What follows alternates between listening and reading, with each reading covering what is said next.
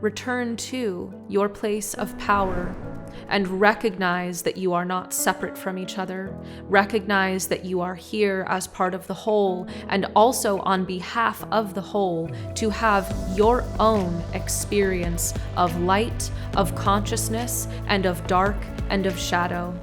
It is only through the balancing of these polarities that you will come into the fullness of who you are and who you are meant to be, just as the all is doing with itself throughout the universe. This is the same reflection that you will find everywhere, in your own being, on the planet, and throughout the galaxy. It is the game that the all plays with itself, back and forth, through dark, through shadow, through light, through consciousness, understanding itself and ever expanding. This is the ultimate level of mastery, to control your own experience, and this is where humanity is headed, and this is what we want to help humanity with at this time. It is our focus from this point on.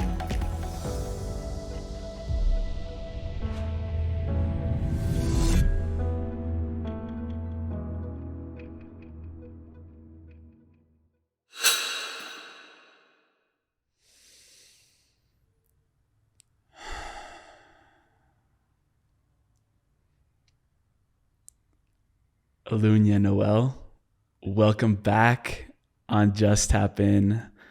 The first time we were here, it opened the floodgates to a lot of wisdom, a lot of heart openings, and we both had a knowing in our hearts that we wanted to make this happen again and again and again. And you know from the first time that we don't stay too shallow on this show and we like to dive straight in. So the first thing I wanted to ask you today was, why did Egypt feel like such a spiritual rebirth? Oh my gosh. Well, that is a hard question to encapsulate. When I very first entered that space, it was actually rather activating and triggering. So for those who have experienced a shamanic journey, it is how in the beginning of a shamanic journey, usually done with a drum or possibly a gong, there is the agitation period where the parts of you that you don't want to look at and that you don't enjoy listening to are brought up through this sounding of agitation. That is what it was like when I very first entered Egypt. And it was very activating for me in a lot of ways, because I had never been to a Muslim country.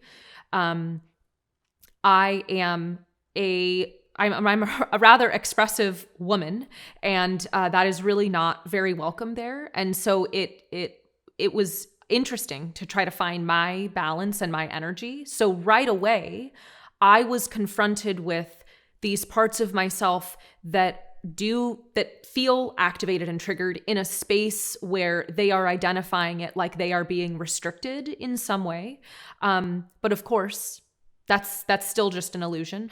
The idea of being restricted is still up here in my mind. It's not real, because there is infinite freedom in infinite consciousness. So that was incredible to enter in that way. And of course, at the time, I did not realize that that's what was going on. I was just in the moment of like, oh, wow, this is very intense for me. And then after that, what I experienced was nothing less than a complete removal of my ego, the egoic layers that are restrictive, because we have egoic parts that are actually quite helpful and supportive. But the parts of me that are restrictive, that try to control or contain me, my essence, the essence of divinity in some way from being expressed through me, those were shed very consciously. I went in layer by layer through various sites and activations and removed them. And the result of that was then about partway through the trip, and time was not a thing for me there. So I'm saying partway, and maybe it was day 4. I'm not actually sure. But at some point, I had removed enough and allowed enough of consciousness and the light of my own higher self to come through and to guide me. And I followed every intuitive hit that I got. And the blossoming that occurred from that is beyond words and is nothing that I have ever experienced previously. So that's a very abstract encapsulation of what I experienced there. I'm really curious to go a little bit deeper into those intuitive hits, because I think we're all swimming in a pool of interconnected webs of information. And when I call it tapped in, we're able to identify what are those synchronicities, what are those intuitive hits, and everyone receives them differently. For example, a good friend of mine, Robert Grant, he receives them through mathematical patterns. He receives them through geometry, through numbers. How do you receive those intuitive hits? And what were some of those that came through for you in Egypt that you followed with, not holding back? Yeah, that's a beautiful question. The way that I receive intuitive hits is, it depends, I suppose, maybe on the situation, because sometimes it's like an instantaneous download of information. Other times it is a what if scenario to kind of give me almost like a warning of like a foreshadowing, not a warning as in something scary, but a foreshadowing of what is going to come. And then other times it is direct guidance of, you are meant to whatever it is, or just the energetic information where I see myself or can feel my body wanting to do something specific. And that is from my higher self guiding me. So as an example, because that's all very abstract. As an example, there was a temple that we went to on the Giza Plateau, and it was essentially destroyed, of course. I'm still tearing up, sorry. Powerful pre-meditation that we did. It was really beautiful. This temple was essentially destroyed. When our group got the opportunity to walk around the temple and just feel into the space, I immediately was attuned and could feel the power of consciousness in that space, and the power of specifically divine feminine consciousness, and the beings who had held that space for so long and who still are currently holding that space. It's palpable. And so I was guided, my body was just guided to going to a specific place. That was one way that I had this intuition of just allowing my body to walk wherever it was going, not knowing where I was going. When it arrived, it came to a place that looked like what would have been a very long corridor. There was no more roof. Most of the walls were gone, so it's difficult to know exactly what it was. But I arrived in this space and noticed there were 3 or 4 people from our group attuning themselves to it by in the beginning of the trip, I had kind of oriented them to a way to attune yourself to a sacred space, which is placing your hands and usually your forehead onto a space and just intending to connect with it, either connecting directly your consciousness with it, whatever it is. So these people were doing that. One of them, as I was walking by each of them, I could feel some of their energy and just how tuned in they were. One of them in particular, I felt this outward motion of energy rather than like the energy being tuned into the space. I felt her energy coming out, and it made me stop and pause. And I just became aware of, okay, this is a different feeling than the other people who I've walked by. So why is that? Why does this feel a little different? And it's so subtle. You really could just miss it. If I was just walking through and not paying attention, I easily would have missed it. But because I was so open, I felt the difference, and my intuition told me to stay. And the way I interpreted the message of stay was stay and hold the space. So I am very familiar with grieving ceremonies in the Dogon tradition from Africa. And so I felt called to hold her space and her energy in that way, because I realized that she was actually crying. She was sobbing, really, but just very quietly to herself. And so I was holding the space for her while she did that. And in that moment, my ego really started going off, saying, you shouldn't be doing this. This is weird. No one's going to understand why you're standing this way, what you're doing. What if she turns around and doesn't understand what you're doing? What if she doesn't even like that you're standing here holding this space? And it really did make me want to walk away, because I thought, oh yeah, that's true. What if she herself feels really upset? And I just overrode that, and I said, no, you know what? It doesn't matter. I can tell, I know this feeling. This is divine guidance, and it actually doesn't matter how she responds. It doesn't matter how anyone else responds.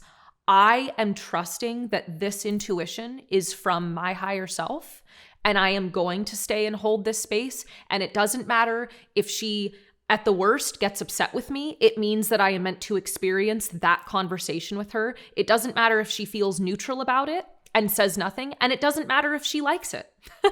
None of those are the point. The point is that I am meant to be here and hold this space and listen to the guidance that has come through. And I did. And it turned out she came over after and was crying in my arms and thanking me. So it turned out to be, she could feel my energy there and knew that I was with her when she turned around, and was incredibly thankful. So it turned out that I did get this beautiful acknowledgement, but I didn't need it. And all I was doing was listening. So the ego really tells a lot of stories about whatever you're doing is going to be weird, or someone's not going to like it. That tends to be the way the ego tries to take you out, is by instilling fear of judgment in some way, or fear of like criticism or doing something wrong. That's at least what happens for me. And I let it go, and I say, nope, I can look as weird as I need to. This is what's happening. I'm going to take my highlighter, because we were just joking with Eluña that in my emails, when I first reached out, I highlight some key words in the email so people just don't read through it. But I'm going to highlight in there, you said listening. And that was also my experience when I was in Egypt in December, where there was people in the group that were going through big activations and otherworldly activations, let's say other dimensionally activations. And, there was a couple that was at the group, and, they're known for holding large breathwork ceremonies and activations as well around the world. And like, I went up to them really asking them for guidance and some tips or advice of how do you hold space for someone when they're going through something like that. And they said something very similar of just like really being in that intuition of what you're led to do in the moment. If it's just putting their hand over their heart, if it's just holding space for them energetically, or if it's just simply whispering something in their ear, whatever it is. But for me, it was interesting because one relationship breakup that I had a few years ago, actually, it ended because this person needed me to just hold space and listen to her. And the masculine in me wanted to fix what she was going through. So instead, like, she was going through something with her family, and I was like, I sent her a whole list of books and podcasts and documentaries that she should listen to. And she's like, I don't need that right now. I just need you to listen and hear me out. So, even especially being in those sacred sites that you just mentioned, I think it's also key that the attunements that you were doing to be able to enter those spaces and be able to do that energetic work, because essentially these are temples or spaces that were built with so much intention, so much codes embedded within them. And if we just barge in and, want to do whatever we want and sing or chant without asking for permission, that could essentially, you're probably more in tune with what are the ramifications of that if we don't do it. But I'd love to highlight as well the importance of when we go into one of these temples, what is the best course of action and what are some things that we should avoid doing so that when we can be in there and carry out our work that we should be doing. Yeah, I thank you for asking that question. I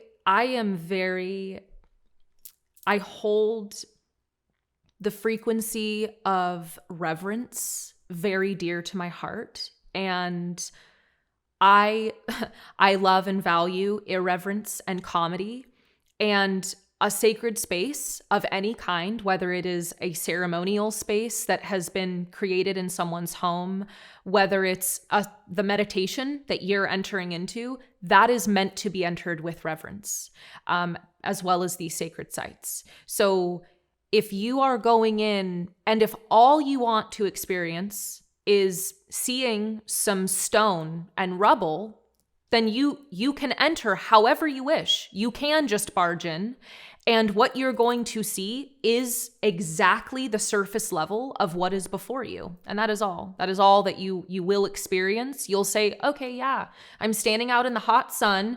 There's some dust blowing up my lungs, and here's some rubble. That's it. That will be your experience in Egypt sacred sites.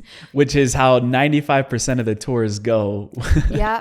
It is. And a separate perhaps conversation is actually that is very pushed, because they are very pushy the way that they will like shuffle you along. So that's why accessing those spaces in a private setting is really the only way to actually drop in, is through private access. And thankfully we were lucky enough to have that.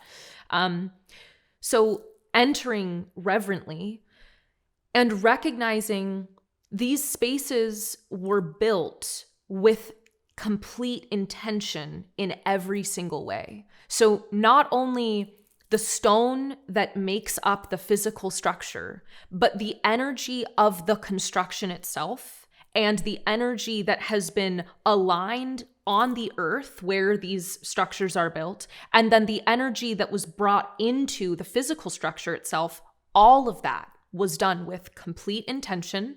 And every piece of it was meant. There is no accident. There is no mistake in the way that it was built. And so when coming to that space, you may have paid or purchased a ticket. That's just the first gate. That's just to get you in to this area. But you then are humbling yourself, which means you are dropping out of all of the stories that are up here. You are coming into the deep, quiet space within, and you are asking from your genuine self, may I enter this space? And you are listening for the answer. It is not assumed that because you purchased a ticket, that you get to go inside. That is presumptuous. That is assuming that you get to just be accepted. It would be the same thing if in today's world, somebody purchased a ticket to go visit someone else, I don't know, famous, who they wanted to see, and went to their front door and said, but I bought my ticket to come here, so you should talk to me. That's not how it's going to work. You still have to ask permission. And this is so different because you are asking permission of humanity's ancestors, of the beings who built that space, and of the current beings who are holding that space, both energetic and otherwise. So upon going in, I always state my name. I say I am here and now, because not only does that drop my awareness into the present moment, but I am letting them know this is where I am, not here, not in the past. I'm right here. And then I say my intention. I am here to serve the all, whatever my intention is. That is, and then you say, may I enter this space? And you do wait for the answer. You do not assume. You wait to be welcomed in. And throughout my time of moving through these sacred spaces, I would restate my intention and my name to be very clear, because there were times when I felt different energies and different beings kind of within different spaces. Like there are many birth centers inside of temples. And I would say it again, because it's when you enter that space, you're there, but there are different gates. And that's a concept that is within me because of a mystery school that I have been through. These gates of entering, we have gates within ourselves, and the gate is an energetic symbol and metaphor of going deeper in. And so if you can imagine, I mean, how vulnerable a woman is giving birth, you don't just barge into a birth house. You ask permission if that's even something that can happen. Because again, the way that I orient the events, the ceremonies that took place in those spaces are still happening right now. That's why you ask permission. They are in our past, and we're not seeing them possibly with our eyes. They are still going on, though. There are still beings being in that space and trying to conduct ceremonies, trying to extract whatever they're extracting. So the utmost humility is how I enter, and deep reverence. There is no part of me that is in a joking manner, that is in my head. I am entering as empty as possible. Mm. And there's also some footage from you in Egypt where you would put your forehead against some of the stones. Mm. Is that also part of that ritual to set the intention to go in? That is how I felt called, yes, to do it. And it depended on the space. There are certain spaces where I simply felt called to humbling myself as deeply as I can in this physical body. And what that is for me is getting down on my hands and knees with my head on the earth. You cannot be any lower unless you're completely flat, sprawled out. You can't be any lower than that. And that is, it is a symbol of I surrender completely to what is before me. I acknowledge the energy that is here, and I am not coming to change anything. I am a guest entering this space, and I am humbly asking permission if I may do so. So there are certain stones that I would put my forehead and hands against, because it was a guidance that I received. And so I would receive activations and information from certain beings and downloads from certain beings and understandings. Other times it was a way for me to say, I am here, and will you allow me to come in? Mm. Yeah, it was very interesting because I got transported back to one of the days we went on an excursion to the Black Pyramid, which had been closed off for some time.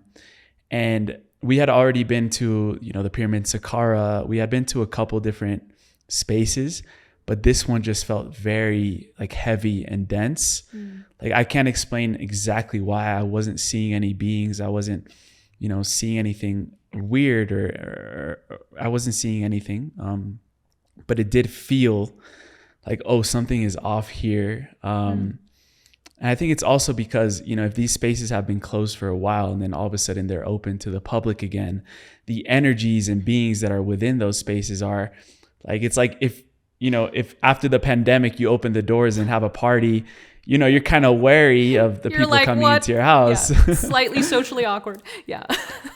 But there was a few sarcophagi within that Black Pyramid, and our guide, Mohammed Ibrahim, he told us specifically, try not to put your head against the granite crystals. He had his own way of seeing it, his own way of interpreting it, because essentially we also have magnetite crystals in our brain. So, being so close to that, I think maybe there could be interferences with the waveforms and the frequencies. How do you see it around, being in these spaces with essentially granite megalithic stones or structures? Are there some that, you say, maybe I won't touch this one, or how do you receive information to go about that? I love that. Very wise question. Yes, I was instructed not to touch certain stones and certain statues. There are some, I guess there's kind of two pieces to this answer, actually. So certain places were not built during the time of Kemet. So pre-dynastic Egypt is the land of Khem. And then there is dynastic Egypt. That is a different space. That is a different energy. I was able to experience the difference. I, of course, would not have been able to speak to it before going there, but wow, the contrast in that energy. That's really something. So that's one piece, is that it also depends on where you are, on where are you and who built it, because that's for me, that's going to be indicative of whether or not I'm going to interact in the same way. So that's one piece.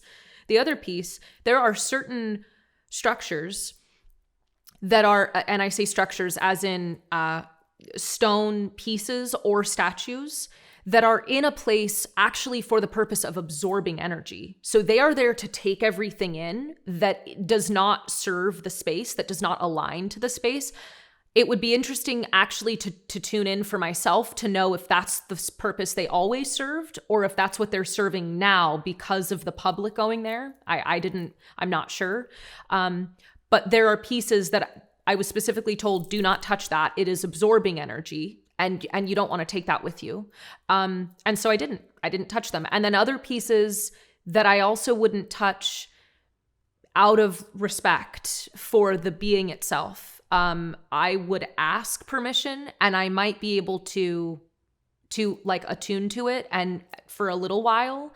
There were also pieces that I did not take photos of or photos with, because when I checked in, it did not feel respectful to me. Even if the being had said yes, I did not feel that it would have been respectful. So I didn't.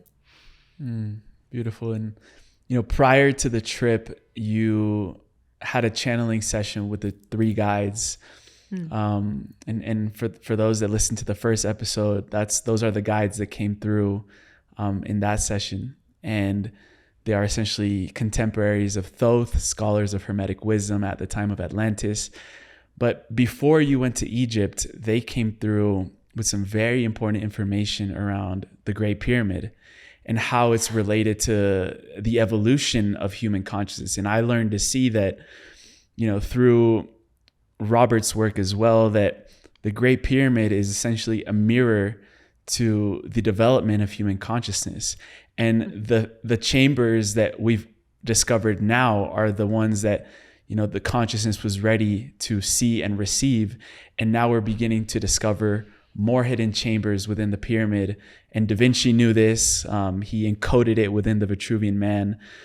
But I guess let's open that floodgate to the Great Pyramid. And, you had a very deep, interesting cosmic experience within there, energetic experience.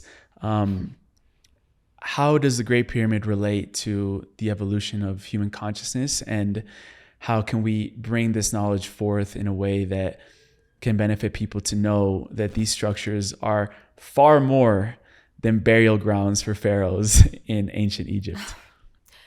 Thank you. Beautiful question. So I think the first thing to really look at is the entire map, if you will, of Egypt itself, and of the primary places of where people go when they go to visit Egypt, particularly along the Nile and where the Nile used to run, because the Nile, of course, used to run along the banks of basically every sacred site. And part of the reason for that, both the practical and the cosmic reason, on a practical level, it is representing the flow of consciousness through, like the flow of consciousness up our spine. So these different spaces in Egypt were activation sites for different centers in our body. And people would use the Nile River on a boat to flow down to then go to these different spaces to go through an initiatic path and have activations.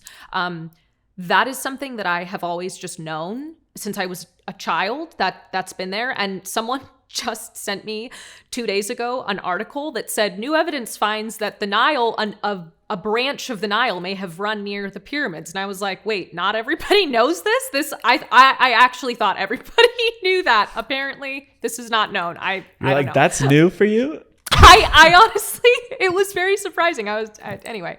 So that's one piece, is that Egypt itself, that space on the earth, because of the ley lines, because of the interaction of energies and meridians there, which that is a very complex topic that I don't know how much more I can say, but that's my understanding. Because of that, it is a cosmic reflection in the physical of what is in the universal energy available for the earth and for humanity. So just like how this physical body is a physical manifestation and mirror of our spirit, so too is Egypt a physical representation and mirror of the cosmic, but on like a global scale.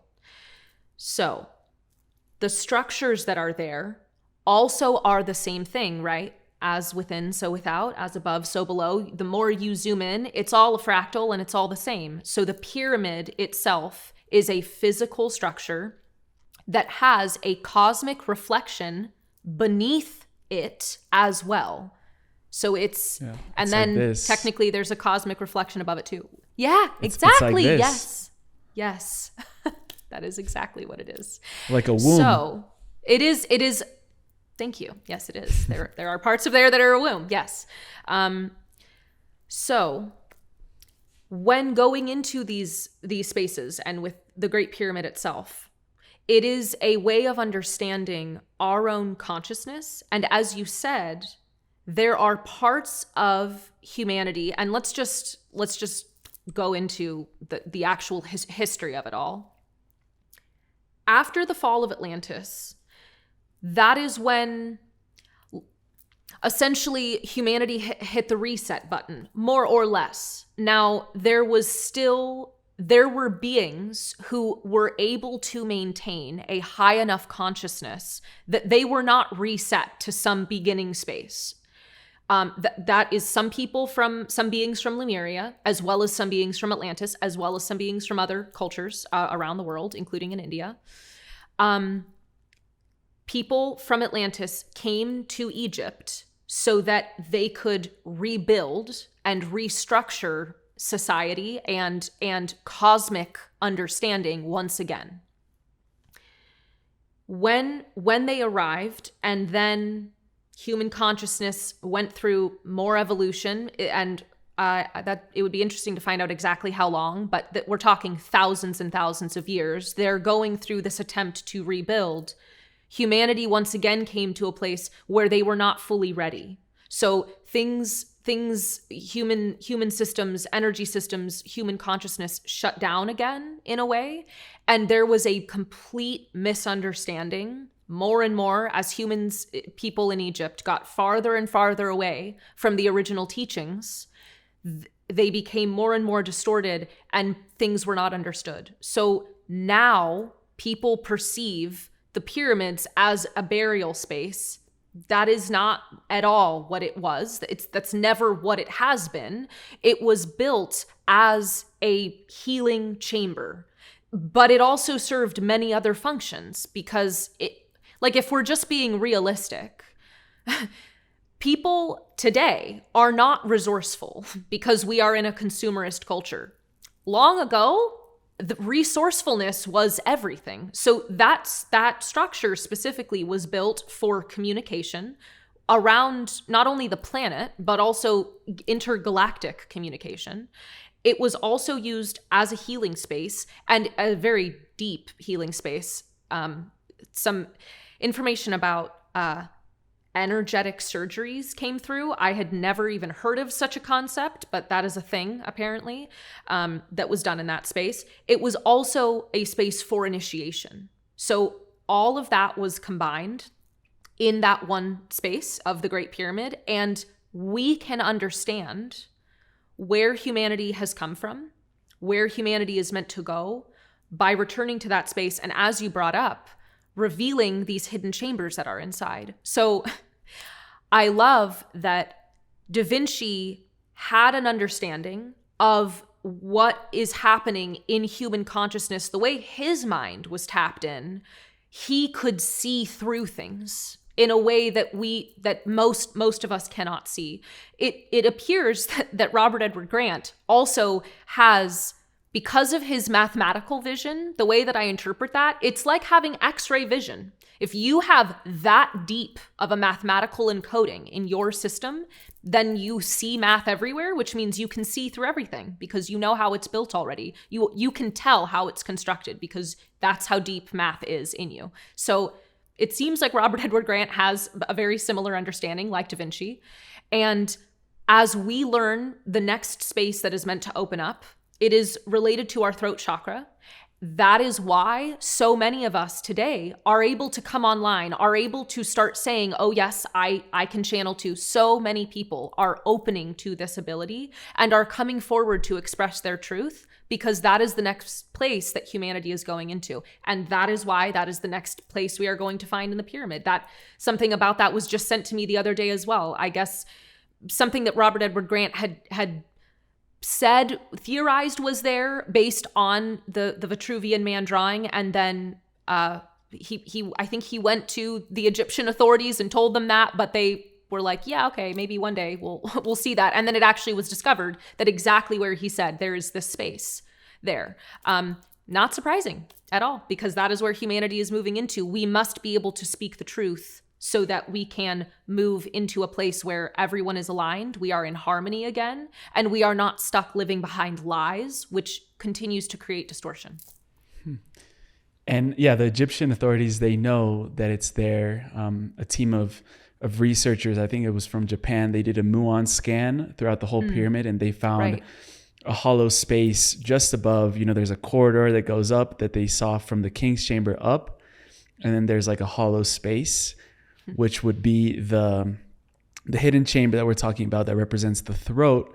But also, it's very interesting because these Egyptian authorities, they think that what they're going to find in these hidden chambers are all the royalties that the pharaohs left behind.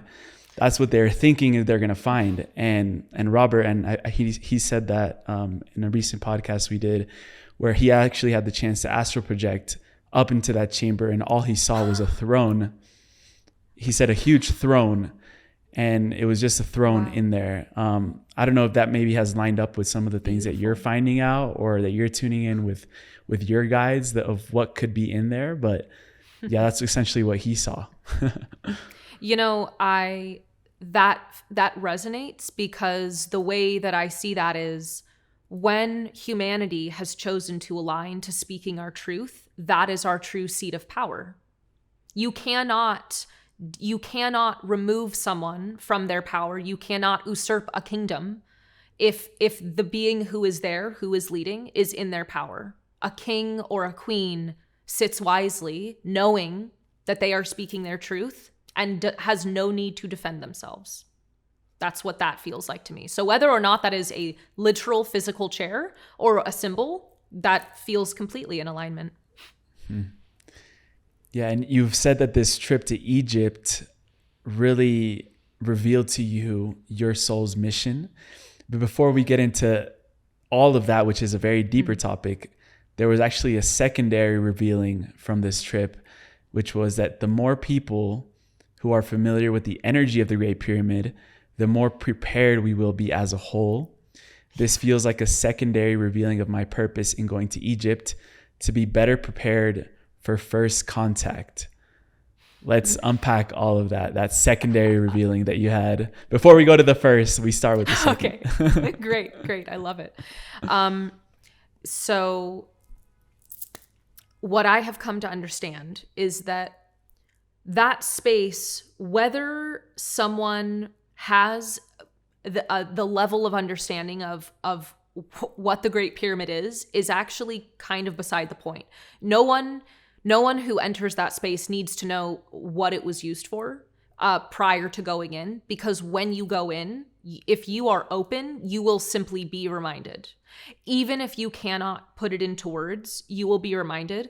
And the energy of what is still there, because it was used for intergalactic communication, Earth to other star systems communication. Because it was used for that, the communication that came back from other beings in the cosmos is still there. And that's just because of quantum entanglement. Like, very, very simple topic of quantum entanglement. All of that information is still present.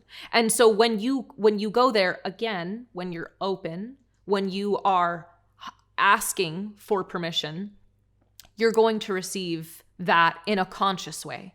If you're going in and you've just paid for your ticket and that's where you're going, it will be somewhere in your unconscious, but you might not, you're not going to be consciously aware. And actually, that's still fine. For a lot of the population right now, that is actually the exposure they need, is just unconscious, indirect exposure. Having something be right up in their face would be off-putting. It is a way of like actual exposure therapy, where you gently but surely bring something into your system, and your body can kind of handle it. Because the ego, my understanding, my kind of interpretation and understanding, at least for the way my own ego works, your ego will want to reject things that are so offensive that it will like destroy you. And so if you have nothing foundational to hold on to that is meaningful, of substance, if your ego gets destroyed because you now know that actually God includes beings beyond humans, like, that is going to throw your brain into such a way you won't be able to. I mean, that's like people ending up in psych wards and all kinds of things like that, like having a mental break because it's too much. So this indirect exposure therapy for most of the population, I think, is helpful. For the rest of us who are open and ready to understand this more, going there brings that into your consciousness, and it does reactivate. There's a chakra that I recently learned about on the back of our neck, and that connects us to our star family. We're able to communicate more with our star lineage through this chakra that's on the back of our neck, that connects to our throat chakra, of course, which is part of the Great Pyramid. And so that's why I think people need to go there. It is part of tuning into a deeper part of yourself, as well as one of the deepest healings that you can have. So much happens in that space. It's hard to even put into words, because so much happens there when you're open and listening for it. Do you think there's other spaces around the world that will also allow us to facilitate that link to our galactic family, and to be able to, when that first contact comes, I'm already phrasing it as a when, not an if, when it comes very soon. Okay, we'll get into that. When it comes, are there other spaces around the world that people can begin to activate themselves in as well, and go through initiatic journeys to be able to attune themselves and their energy to our star family? Yes, actually there are. And it's interesting. This has been coming through. I have not directly tapped into this. It has been coming through more and more kind of on its own. And it's almost like the filter or maybe flavor, if you will, if that lands a little bit more, of the type of energy that you're tuning into is dependent upon the space that you're going to. So for example, there are certain beings that were very, very involved with Egypt. So Syrian beings primarily, also Arcturian beings, very involved in Egypt. So you're really going to get a large concentration of energy from those people when you go there. Other spaces like Uluru in Australia, I've only ever known it as Uluru. I think it has another name, but I don't know what that's called. It's the giant red rock that is there. Other people call it something else, but it is Uluru. That stone, and I don't fully understand this, but it is connected to other star beings. And I've never tuned in to find out which star beings, but it is connected. Pleiadians. Oh. So that they actually have, that's why in the Aboriginal cultures, and I was just talking to Billy Carson about this. He actually went out to Australia and he sat with the Aboriginal elders, and they took him to go see these walls with inscriptions of like hieroglyphs and other, figures. And in that, there's clearly the story of how these beings from the stars came and seated them. And that's passed down in their oral tradition, that these beings from the Pleiades, they call the Seven Sisters, seated them in this part of the world. And that's been passed down for tens or hundreds of thousands of years. So I believe it is Pleiadians, but I might just be so beautiful. Jumping the gun as well. That makes complete sense to me. That resonates, that lands. I'm getting a guess. That is the first place as a very young child. I had never heard of it. I still have not been to Australia, but that was the place that I said I wanted to go to. And I spent years trying to figure out a way to get there when I was older, and I still have not gone. But it is likely because it is connected. It is because it's connected to the Pleiades. That's where I have a very strong connection. So, wow. So amazing. Do you have memories of being in Egypt when there were other beings around at the time? Because I was talking to Matias Stefano, which of course he remembers most of his past lives, if not all of them. Yes, a blessing and a curse. And he actually describes the reason why that came online for him. When he was in Egypt at that time, I think it was during Atlantis, there were these Syrian beings around, and these people were instructed not to look into the eyes of the Syrians. And Matias says he has an active memory, and he was actually recording Initiations season 2 on Gaia when he remembered this, where he looked into the eyes of one of the Syrian beings.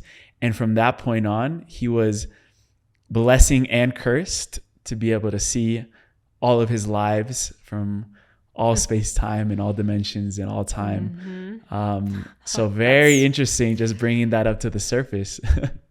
That actually is, because when I felt into, there are people will reach out to me and share things about Matias de Stefano that I don't know, and either a something that's happened on a journey of his or whatever it might be, and the amount of parallels that are exact between what I was going through at exactly the same time are very strange. They're very uncanny to me.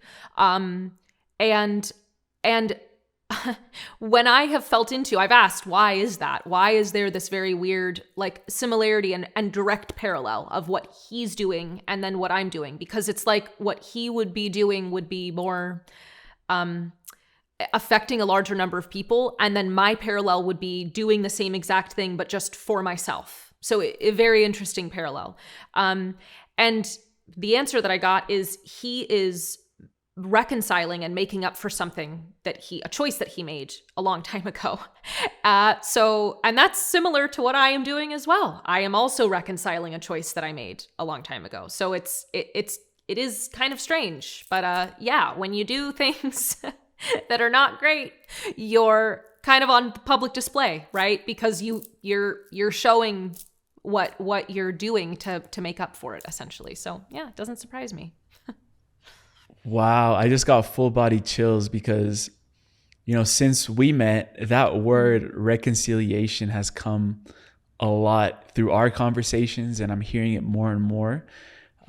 Even the 3 guides, the part of them coming through at this time is also a reconciliation of decisions made in other lifetimes. And, that just opens the door for us to explore, are we here reconciling a time when humanity fell in the past, in that time of Atlantis or other time periods, because now is the time when the energies are ripe for us to be able to, like, it wouldn't make sense. And I'm looking at it from a logical perspective.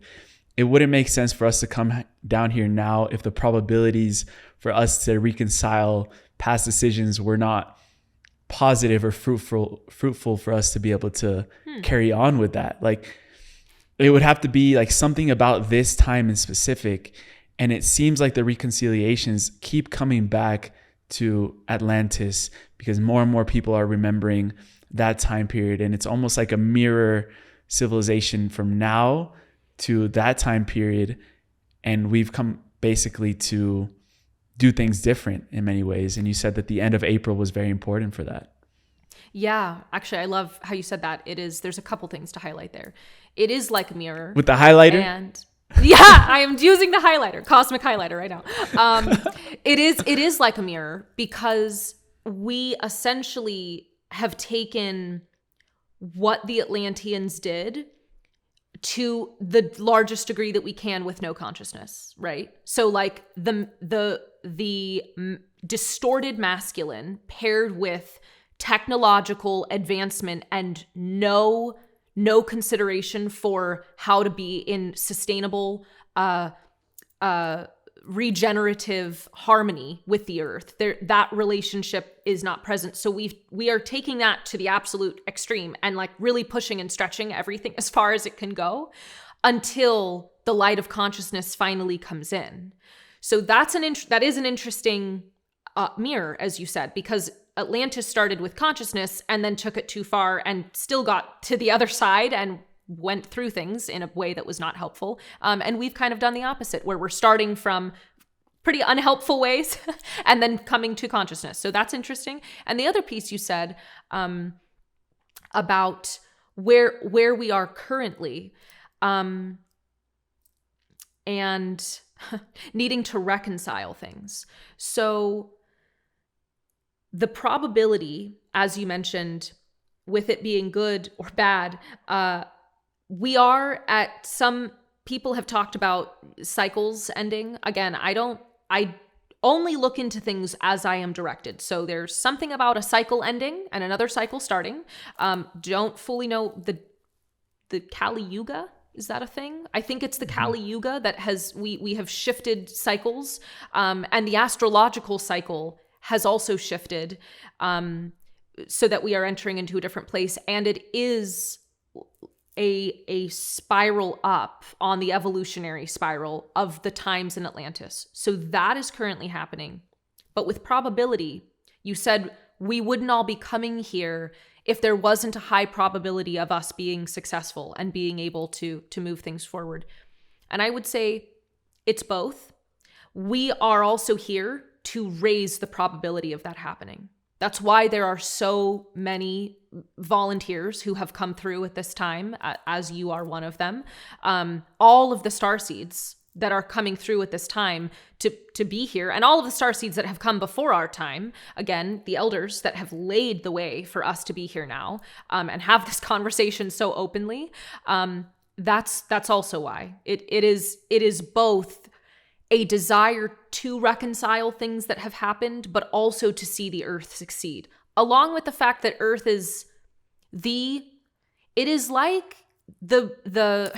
it's like getting a doctorate in your soul, right? That's what the earth is like. It's like the hardest thing that you can do as a soul is come down to earth and still remember all of the spiritual principles and live your life in a harmonious way that is in accordance with the universal principles and the earth laws that are here. It's both.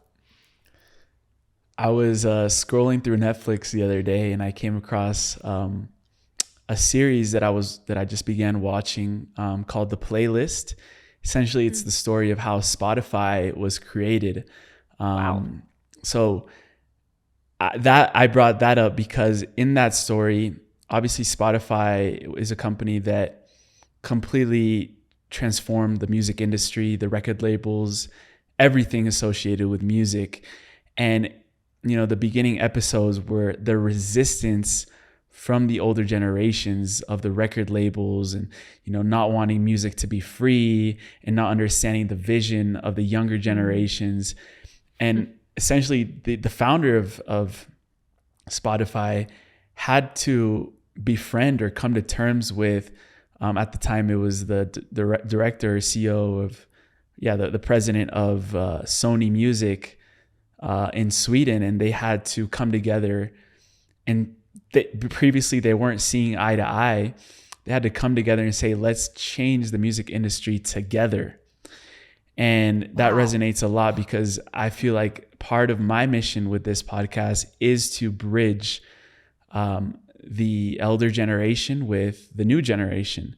And without these conversations, how can we see eye to eye? Because you'll always see that the youth are always like, the radicals. They want to change everything. They don't care what the older people say. And then at the same time, the older generations, they do have more wisdom, and they see things from a very grounded perspective as well. So by coming together, we can, it's that saying, we're better together than we are apart. So it's beautiful to witness all of these different conversations coming up to the surface, and me just allowing myself to be a vessel for these to happen, because that's how we start shifting truly the systems on the planet and moving forward with whatever is coming onto the planet right now, whatever we're here to birth. It's so interesting that you say that too, because I would say it is our generation that is really pushing free information, right? So like having Wikipedia, having access to as much information as possible that is free is part of our generation because of the birth of the internet. And it's such a paradox and a double-edged sword, because along with information, there is also misinformation. Those go hand in hand. And so it actually has forced a level of discernment to be placed in the consciousness of humans to really decide, is that really true? Do I really believe that or not? And that's, I think, part of the reason why children who are coming in these days, you cannot lie to them. Like, go ahead and try. It's really not gonna work. The majority of them, you can't lie to them, because they are coming in with such a high level of discernment. They can feel truth in their body through and through. There's no mistaking or lying to them. And I think that it is because of free information. And it's part of the reason why we are here, I would say, to give more information that is available, that is not misinformation. It's not adding to the noise of misinformation. It is contributing to be a sounding call that resounds in a person's being to say, oh wait, that's the direction where truth is coming from. I'm going to go over there and find out more about myself, because that's really, when they come here, they see a mirror and they say, okay, now I can really sit here and learn myself more, which is the whole point. That's the whole point of this consciousness expanding, is to see yourself. And build upon, not necessarily delete what has done, what has been done in the past. It's not every day, Eluña, that you get to visit the temple of a goddess, speaking about Hathor, and then Hathor speaking your soul mission into your ear, whispering it into your ear. Walk us through what that experience was like with Hathor. Okay, I will. Yeah, wow, so much emotion there. It's amazing, because when you do enter a space totally empty and then you leave overflowing, there's really nothing like that experience, I will say. And that happened again and again while I was in Egypt. And Hathor's temple was no different. So when I entered, we got to see the most beautiful designs on the ceiling. They depict the cycle of night and day, and also the year, and the zodiac signs are there as well. And there is a space where in Dendera where the oldest zodiac calendar is, but I'm actually referring to just the opening of the temple. This is there. It's stunning. The columns are maybe 40 or 50 feet tall. I mean, towering above you. It's just incredible. So it is, when I was led, it just happened to be that every sacred space I entered, a being who was there in physical form and or etheric, but I'm actually talking physical in this case, would find me with no words, we would look at each other, and then they would lead me exactly where I needed to go. It was remarkable. And I really did just become accustomed to it. And in the moment, it did not faze me. I was just like, oh, of course. But looking back, this was someone from the group? No, this was a temple keeper, a temple guardian who was there in the space. And they would find me and take me to wherever I needed to go. So in Hathor's temple, someone found me and brought me, and maybe I should start at the beginning. I'm sorry. Because all of this is coming back in memory now. Back in December 23rd when I was born. Oh my God. You don't know how fitting that is for me, actually. I really start too much in the beginning like that. Prior to me even knowing that I was going to go to Egypt with this group, I had a vision of Egypt. And this happened, I think 5 or 6 times prior to me leaving to go on this trip. The vision came during meditation, and it was of me entering a temple, then being guided by an etheric being to a specific place, going down this very, very long hallway in one direction, turning to the right, and then coming back down this other hallway that is just directly next to this one that I first went down, and being led specifically to a hieroglyphic, kind of down. You have to get down on your knees to see it. And in the vision, I was guided to placing my forehead against this hieroglyphic, and past life memories came back to me in the meditation. But I was also being told to do that in real life. Now, visions in meditations, sometimes they just fade upon me coming out of the meditation. And so I didn't remember that happening, even though it happened like 5 or 6 times before I left. The moment that I entered Hathor's temple, I realized this is the temple from my meditation. There is a hallway here that I am meant to go down, and then there will be a direct hallway next to it, and there is a space that I need to go to. And that is exactly what it was. It's amazing to be able to know the layout of a temple without physically having gone there in this body. But that is what happened. So I entered the hallway that I needed to go to, knew exactly that just to listen, to follow my feet. I was guided down the next hallway, led to the space where I needed to place my forehead. And in that moment, when I did that, many past life memories came to me. And essentially I was told the next pieces of where I needed to go and given like a glimpse of what I would be understanding. So I knew that I needed to be, they were preparing me to be very empty and open, to allow myself to go slowly and take my time, because what was going to be coming in was very, very deep. So I will try to summarize. I entered into the space that goes below, in a subterranean piece of the space of the temple. It's very, very small. It's not very tall, and it's narrow. The walls are stunning. They are so beautiful. The reliefs that are there, you can see half of the stone is sandstone because it was replaced, and half of it is limestone. So in dynastic Egypt, the people who we refer to as the ancient Egyptians, they did not know how to use limestone and create reliefs and hieroglyphics. That was something that the technology had already been lost.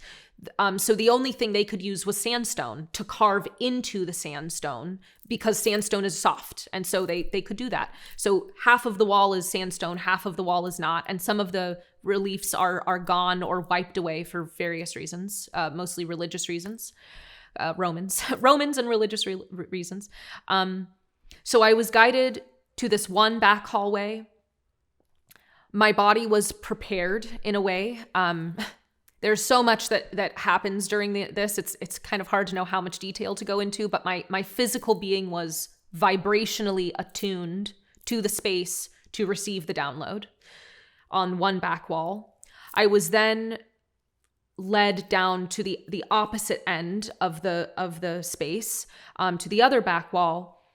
And when you turn to one of them, to one of the reliefs, there is this depiction of Kundalini energy being activated, and the way that the Jeds, it's a tool, I don't know if you know what that looks like, but a Jed, how those were used in the activation.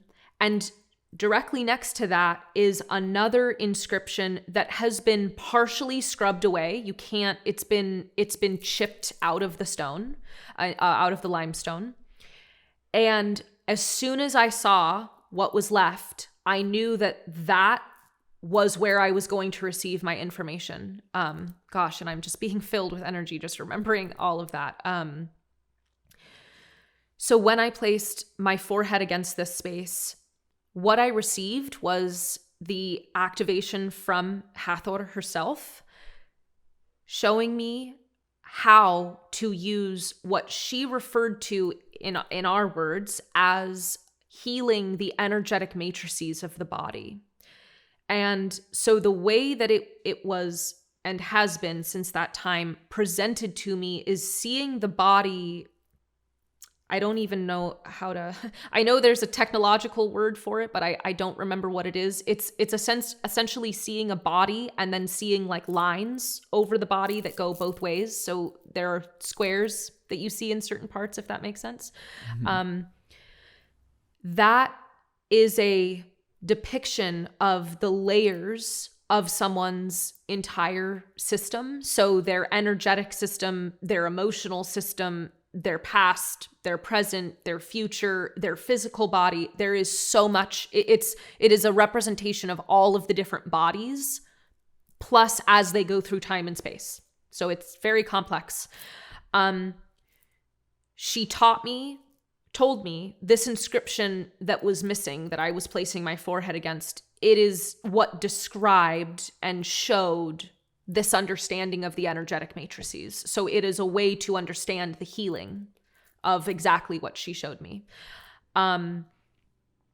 She then told me that further downloads would be coming from this activation, and I would end up using this healing over time. And since that time, I have been every day in my meditation. She has been guiding me in that, and that has come through in very interesting ways. She changes my hands so that they look like the way the body appears with the lines on them. And it's the way that I interact with it. That's a very complex story unto itself, but that has been happening.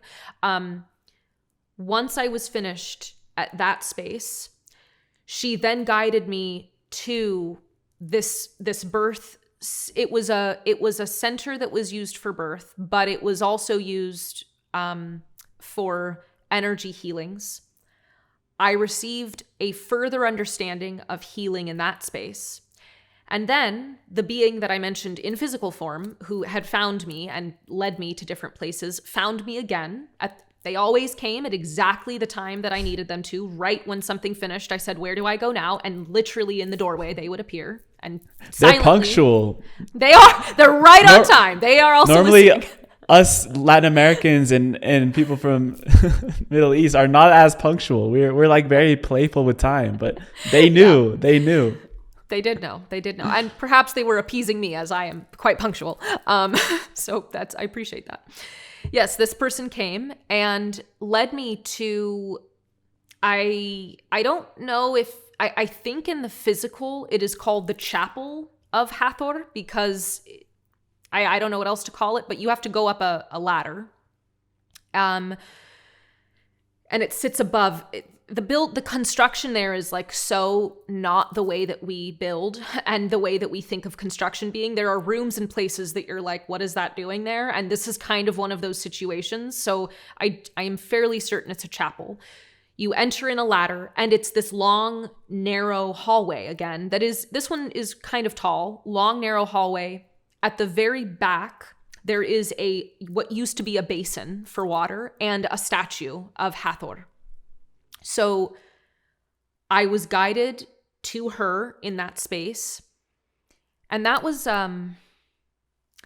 that's where she spoke to me. And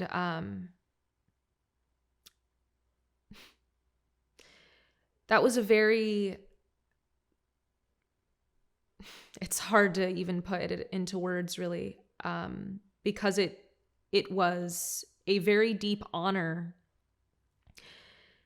And it was also paired with a level of human grief for the misuse of these sacred sites and the perversion of the energy of these sites, the misrepresentation and monetization of sacred beings and who they are and what they represent, their energy. There's so much in that. And on a soul level, I recognize that divinity cannot truly be distorted. It cannot truly be perverted, but on a human level, it can be. So it is a paradox to hold both of those. And it was paradoxical for me to be in this space with this goddess, receiving my soul's mission, paired with the grief of what humanity has lost, and holding that at the same time. It is very fitting for me as a being, because my life is one of very sharp contrast to understand a lot more. That's how it has always been for me. So it's right in tune. And while I was sitting with this grief and releasing some of it in that space, is when she spoke to me and helped me realize that it was exactly because of the grief that I felt, the depth of understanding that I have for what it is to be in reverence, what it is to hold the sacred and to keep the sacred, that she was offering to me my mission, which is to restore the sacred in all beings, as well as around the world, at various sites that I am going to be led to. And so as human history has brought us, as cosmic energy has brought us, it is meant to be started in Egypt, because that is part of the path of evolution for humanity.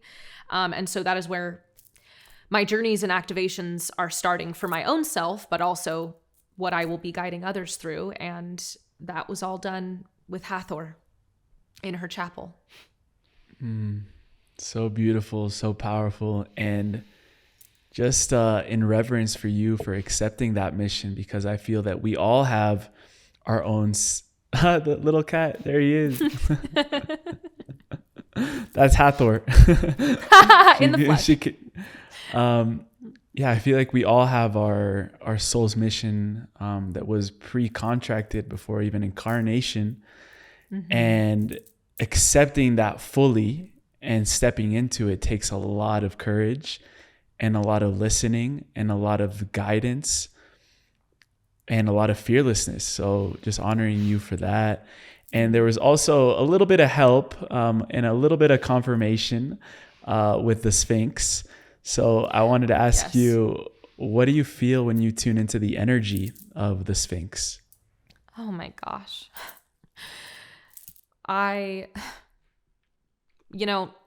My whole life, I have always said, and especially when I worked with children, they would ask me these questions all the time. And I would always say, I really can't choose a favorite, but the Sphinx is pretty high up there as a favorite, I have to say, and completely unexpected. That beautiful, magnificent being, the energy there is, it feels playful, it feels mighty and undeniable, and truly is what feels to me how I would describe the perfect balance of energy for a guardian, for a being with significant power. Because if someone with significant power cannot be playful, cannot be empathetic and compassionate, then that is not a good being to be in power. And the Sphinx carries all of that within them and meets the person where they are while inviting them into where they are needing to be. So when I entered that space, I was in awe the first time, especially because I was just coming out of the activation of the pyramid, and I cannot compare that to any other state that I've ever been in, other than maybe after a plant medicine ceremony, when you are completely tuned in and connected to every single thing around you, and you are lifted into a state of love, complete knowing, softness, surrender. That's the only comparison that I could possibly give it. And it was still more than all of that.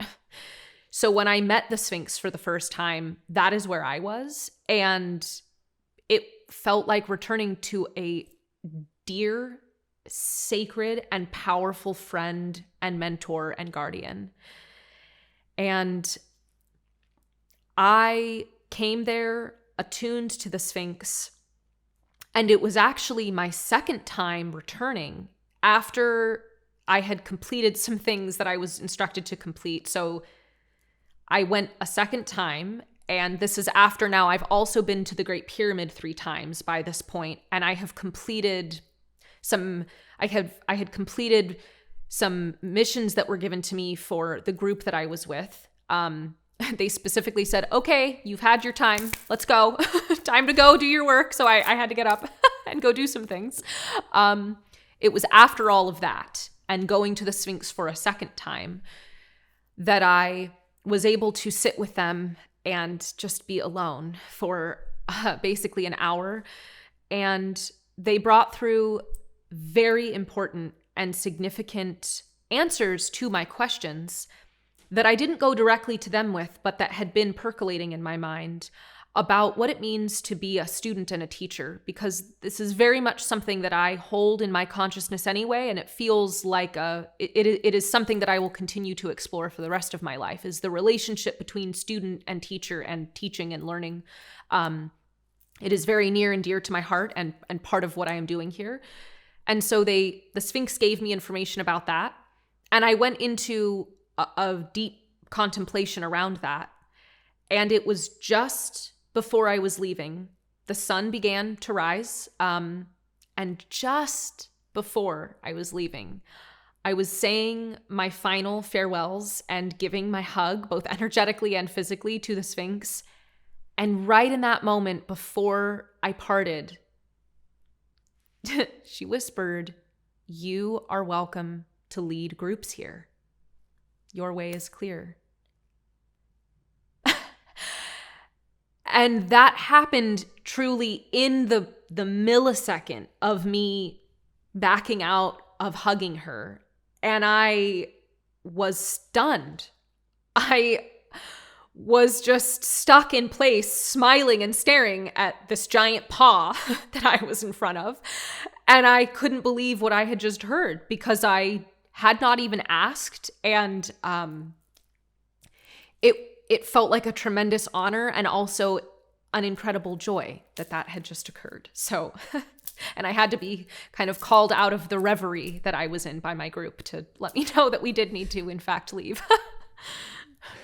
It doesn't get more official than that, getting a little nod and a green light from the Sphinx to be able to activate sacred sites with other groups. And you moved pretty quick. Within a couple of weeks, you had launched your first initiatic journey of 20 days. So what was that experience like, of going from receiving the confirmation to materializing? I know you're a Capricorn, so that helps a little bit, but what was that path like to be able to materialize something that came to you in such a unique way and now carrying it out in the physical form? Yeah. Wow. I actually so appreciate being able to give word to this. It has been unto itself a tremendous initiation to create it. It is the most significant amount of incoming energy to then put out into the physical that I have ever experienced. So it started, my guides told me that my first journeys would be taking place starting on the lunar eclipse in September and finishing on the solar eclipse in October. And so when I once I returned home and I was integrating everything, is when it all kind of culminated. But the beginning of this process came through while I was still in Egypt. And so that was an interesting piece to balance being exactly where I was, but then also being guided to look into that far into the future, into September and October, to know what was coming. So it came through in essentially two pieces of the first activation being an alchemical activation, and the second piece being about still an alchemical activation, but specifically the Merkaba, this sacred geometric tool that we have inside ourselves, and how those two activations are linked, and the way to move people through them. So that was a lot of incoming energy, because what it was pulling up in me was all of these experiences that I have had in this lifetime and prior to this lifetime, and bringing it all together. It is truly a culmination of this entire experience as Eluña and all of my prior experiences in all other lifetimes in every way that you could possibly imagine. So not just the pieces that specifically relate to leading people through initiations. That is something that I will say, almost always done. It's been a part of my soul's path for a very long time, and part of this path for a very long time. But then all of the outer layers around that, of being in proper alignment and energetic attunement to be able to bring people into that space. What it means to intentionally enter and hold a sacred container. Again, too much to even put words to, honestly, at this time. All of that coming through, while simultaneously putting out into the physical through my writing what is going to happen on these journeys, and then leaving room for the unexpected and the mystery to happen on these journeys, while also releasing different and really a more accurate energetic term would be like shaving off these very thin layers of ego that still want to cling to wanting to know what's going to happen. But of course, you cannot do that when you are working with intuition and divinity. You must leave room for the mystery. Otherwise, you will squash all of the psychic energy and potential out of it, because you're not giving space. So all of that happening at the same time, recognizing that this is the greatest expansion in this current lifetime that I have had, and it is a calling back to the greatest expansion that I have had in previous lifetimes, and it is a reflection of the expansion that I am going to help others open into. So the amount of energy that it requires to enter into that space, to hold that space, and lead others through it is the most amount of energy that I have ever worked with so far in this lifetime. And again, tremendous amount of trust. It is only through the trusting that this can happen. And of course, I say of course, but when you are in tune, it does become of course. Every piece of this journey was and is divinely guided, has been divinely orchestrated. If I could express, I cannot in this moment, but if I could share all of the ins and outs and intricacies of how this all happened in the physical and beyond, it would be understood the weaving of this and how sacred and magical of an experience this is, and the fact that all of the spaces that came to me in terms of what I was guided to bringing people to, every single one of them is available for private access, exactly as I told they would be, for this time. So it's pretty undeniable right? When you enter into your path, you can't deny what's happening, because it's right there before you. And it is a very deep honor, and also a very very high calling of my highest self to come forward in every way.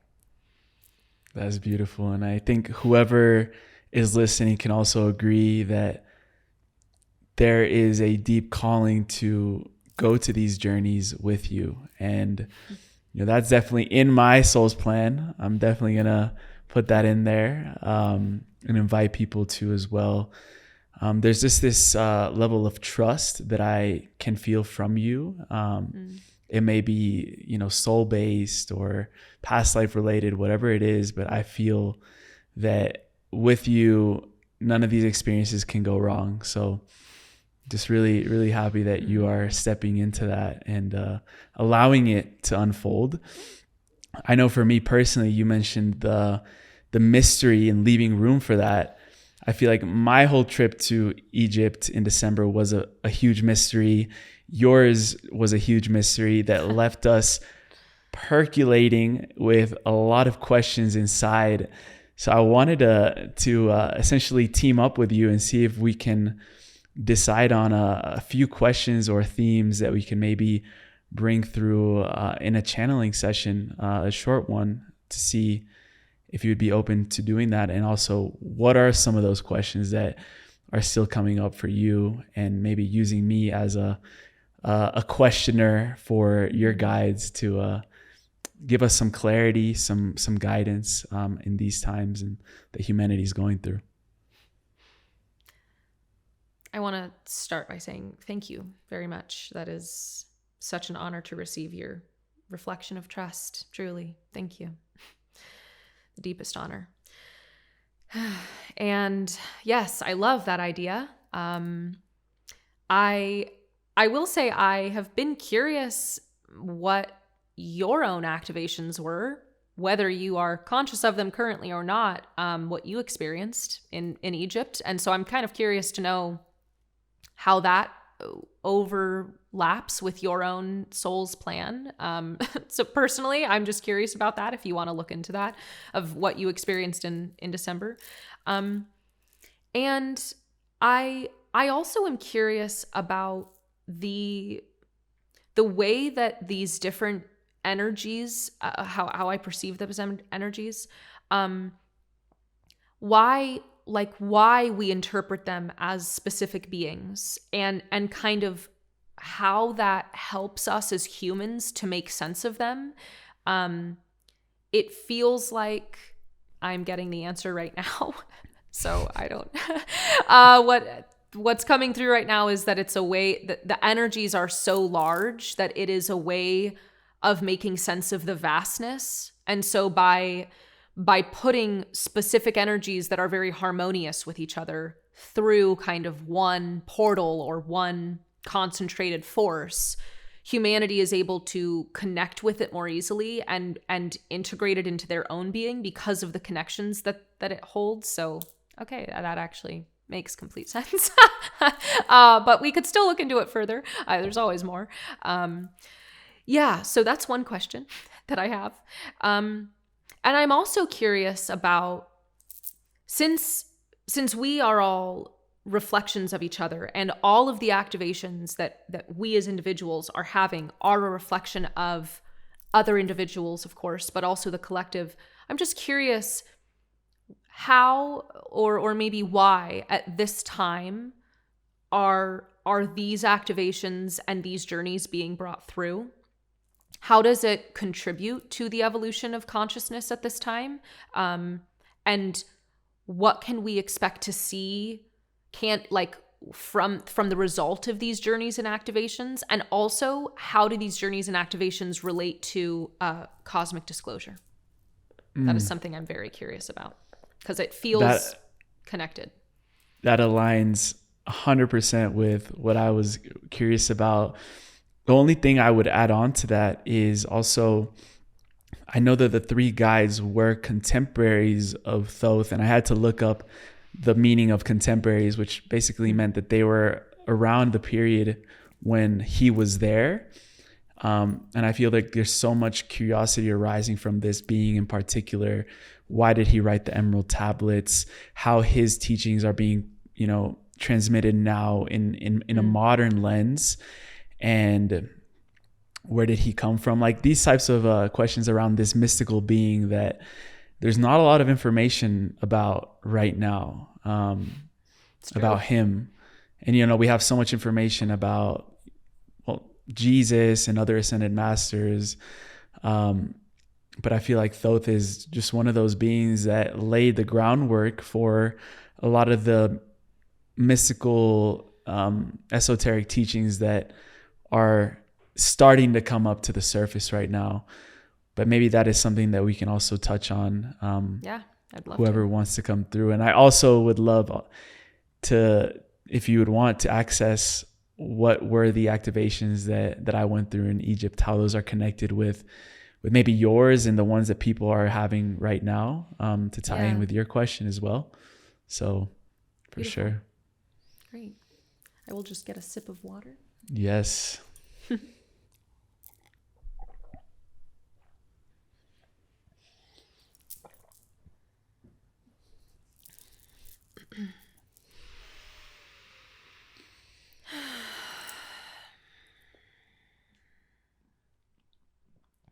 It'll just take me a moment.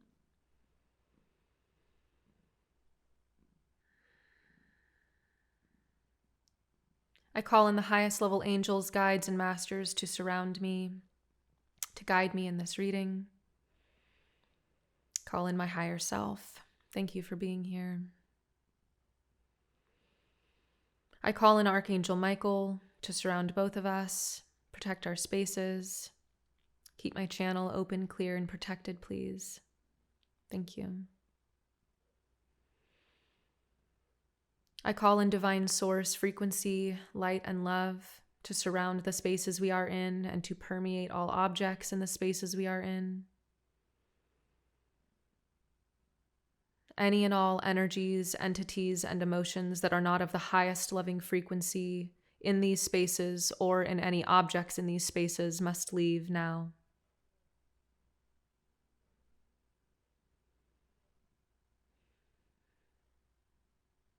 I call in the angelic realms.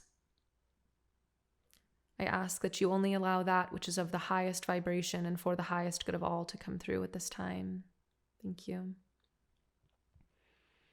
I call in the highest loving angels, guides, ascended masters, and higher self of Emilio to be present, to please offer your guidance and wisdom as you can. Thank you. Call in the Akashic guides to please be present.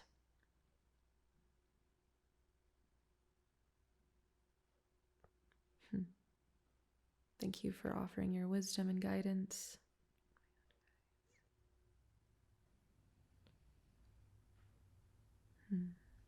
Go ahead.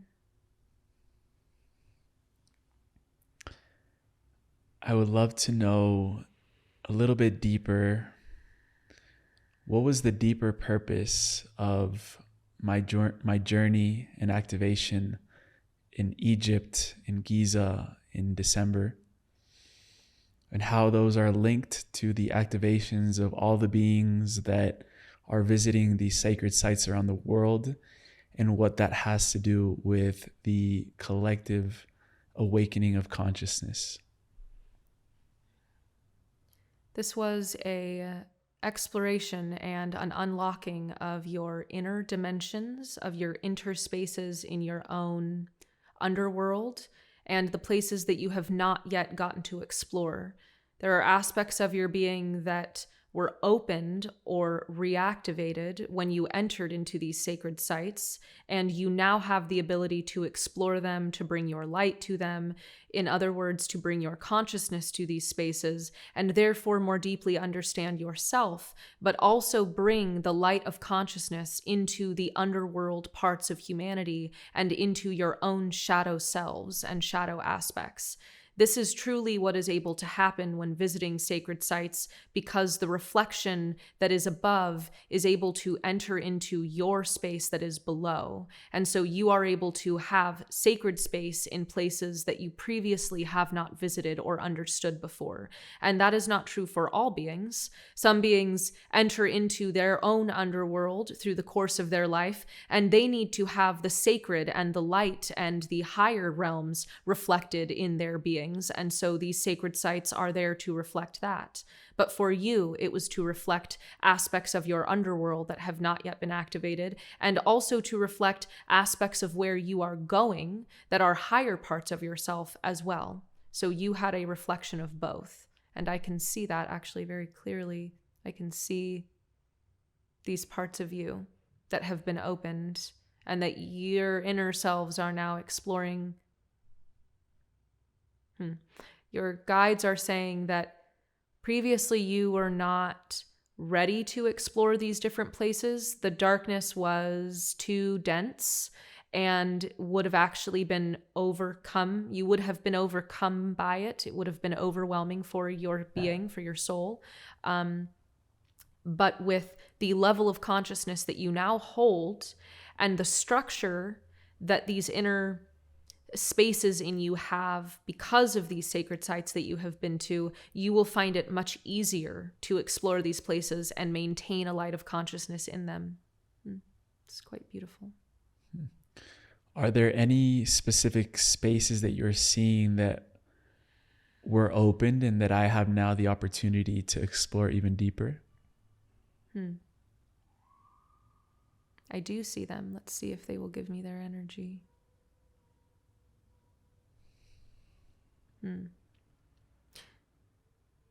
They are describing places where shame and guilt is stored that previously was not able to be fully understood, because it is shame and guilt that is carried in your being from an ancestral aspect, but also from a masculine lineage perspective.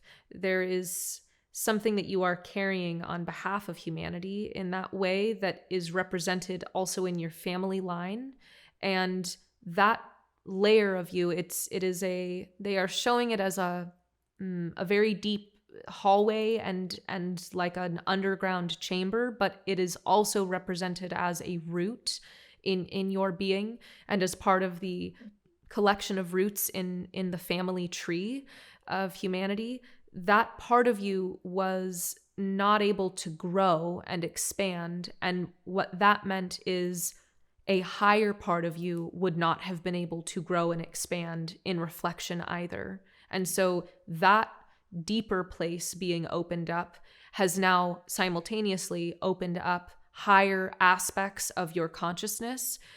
I will say it is compartments or spaces in your higher mind that you now have access to that previously you did not. And they are saying that you are somewhat conscious and aware of this, that there are pieces that have been coming in more easily for you since that time that previously you were simply not able to be aware of. But they are also saying that there is more unfolding to happen, and you are going to become even more conscious of these higher parts that have opened up in you as the year progresses. It seems like much will be happening by around November. You will have had quite a bit more expand in that area, and you will be very conscious that it is directly related to Egypt.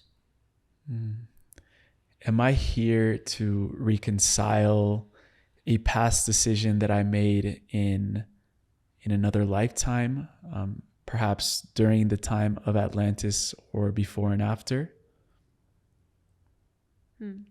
They are saying yes and no. Let's see what they mean.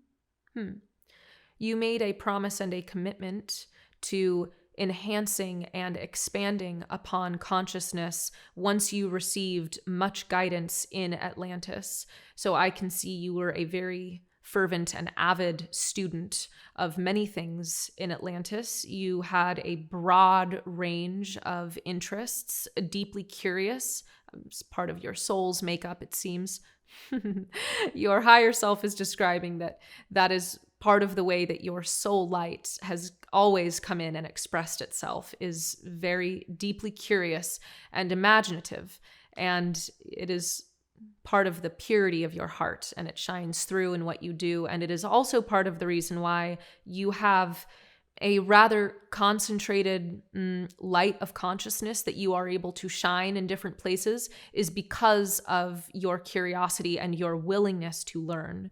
And your higher self is describing that this really took off in Atlantis, and you made a commitment, as all students do, that you would return as a teacher. And you are still in the unfolding process of stepping into yourself fully as a student and more fully as a teacher. And that process will continue to unfold as time goes on. And you are aware of this. You are conscious of this. Your student self will soon overlap fully with your teacher self. And this is how you will fulfill your commitment and your promise, which is what you are recognizing as the energy of reconciliation. But it is a commitment that you have made. And what is our deeper soul relationship with the beings and people that are being drawn to both of our channels, Emilio and Eluña? What is our deeper soul connection with this community and tribe that we are co-creating? Some of them are peers, some of them are prior relations, some of them are future relations, some of them are your own teachers that have returned to have a full circle experience with both of us in order to understand themselves now as a student and a receiver of information to further progress or jump them along in their own journey of consciousness. So some beings choose to come back and remain in the student role before having a very far-reaching jumping ahead into being a teacher. And that is the path of many of the beings who have found us. And there are also those who have come to our spaces because they recognize and can feel a resonance of light and truth that comes from both of us. There is a feeling of familiarity because when resonance of truth is spoken, it is felt in the core of someone's being. And so sometimes that truth resonance is mistaken for a past life connection, which in some ways is true, but in other ways it is not direct or literal, as in they knew you from a past life, but they do know of your truth because it rings still through the ears of humanity, even through time. And so that is what many beings hear. The laughter that comes from joyful exploration and curiosity, as is often the case with both of you, but especially in past lives as students, this has been the case. Beautiful. When you were stepping into these sacred sites in your journey to Egypt, you were interpreting energies in a very unique way. And why do we interpret these specific energies as maybe perhaps a being or a structure of energy that looks to us as a being for the human mind to understand and interpret? Beautiful. It is the way that this energy interacts with different geometric structures inside. There is a filtration or resonance that these different energies enter into in different centers that have specific geometric forms, and they enter most easily when they are aligned and in symmetry with those geometric structures. And so they take on certain energies, certain qualities, certain principles, and are therefore in alignment or in perfect harmonious balance with that structure, and can therefore speak the most easily to the being they are wanting to communicate with through that form.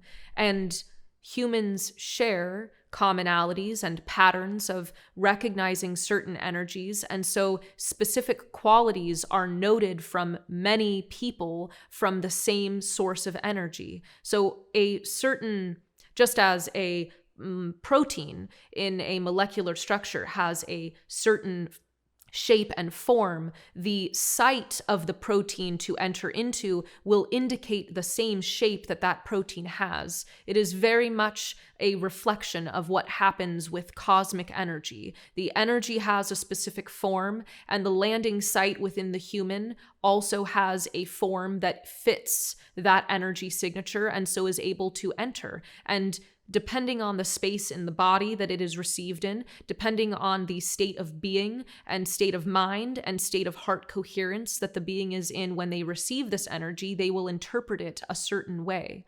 There are certain energies that are deeply nourishing that some would interpret as destructive simply because that energy is casting a light on the shadow of their own destructive nature. And so they become very frightened and they run away from it, when in fact it is exactly what they need in that moment.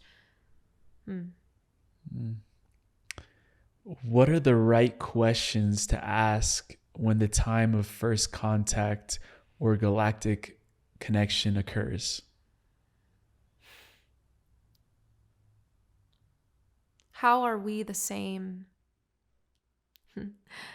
What do we share in common? And what do we have to learn from one another? And how are we contributing to the evolution and consciousness of all? And what are our relationships to each other through time and space, but also through this present moment of how humanity has unfolded up to this point and is going to continue to unfold into a harmonious future? How can we be guided there? How have we been supported through time? And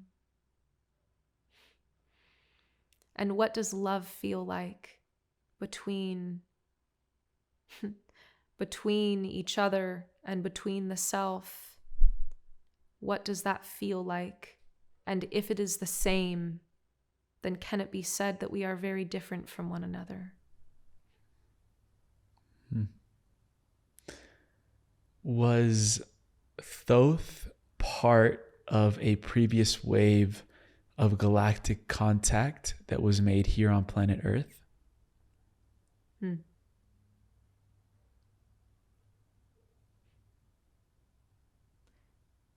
An avatar is closer to his energetic signature. It was not originally agreed upon that he would enter this space as an avatar. That is not usually how it goes. There is the potential for a being to take on the qualities of what it is to be an ascended master, but they enter as a student. They enter as an initiate on the path of an ascended master. Much as you both are. And it is only through the continual seeking and the continual removal of the egoic self that one is able to see themselves on the path of masterhood and know truly that they are no different than anyone who is not on this path or anyone who has yet to enter this path, as all will eventually. Thoth entered this plane in the same way, as a seeker, an initiate of knowledge, with a deep desire to understand the whole from a place of a balance of love, of wisdom, but also of growth and expansion, understanding that this growth and expansion is the expansion of the all for the sake of expansion itself and the sake of playing the game that the all plays. Once Thoth made a decision to continue in this way and to allow the expansion to take place without having any need to control it, without having any need to dictate the way that this expansion would look in himself or in others, it was understood that he was capable of carrying out the responsibilities of an avatar or ascended master in the incarnate. And so he did. and knew that his responsibility would be to return again and again, each time losing a bit more of his consciousness and remembering, but returning nonetheless, to give as much as he could of himself until his consciousness was spread so wide, so far, so thinly, and throughout so much of time that he is now able to be accessed anywhere at any time in multiple forms and in multiple ways, while there are still concentrated pockets of space in the earth where his energy can be reached most easily. He can be communicated with anywhere. Do you have any insight as to where are those concentrated pockets of information where we can access Thoth? The Great Pyramid, particularly below, in the subterranean space. A high concentration of energy is located there because it is not disturbed and diffuse. It is maintained because it is underneath the earth. Much of the energy has been lost through various places, openings in the Great Pyramid. It has escaped, not necessarily in a way that is negative, but it is inaccessible from certain spaces, which is why entering the Great Pyramid from a space that is open with an open heart and activating the heart of the Great Pyramid, first within your own self, activating your heart, and then activating the heart of the Great Pyramid, you are able to pull that energy up into the King's Chamber and have quite a conversation for those who are open enough to facilitate such. Other spaces in the earth.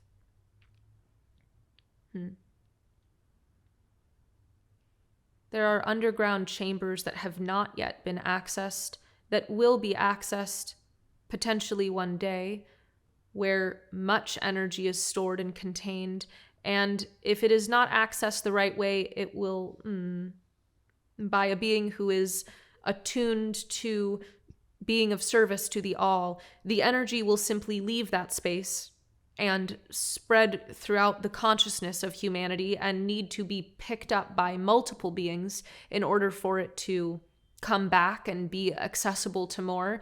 But if the right being enters that space, who is of service and in divine union with the all, then the energy will enter that being and be able to be disseminated much more easily, because they will be able to hold the concentrated energy and then express it through written and verbal communication.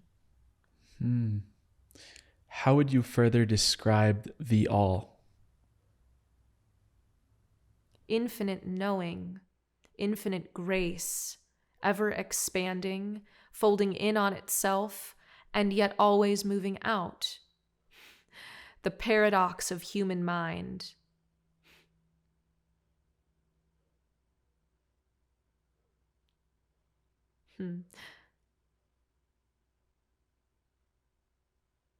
Absolute loving consciousness. Serenity. Beyond measure.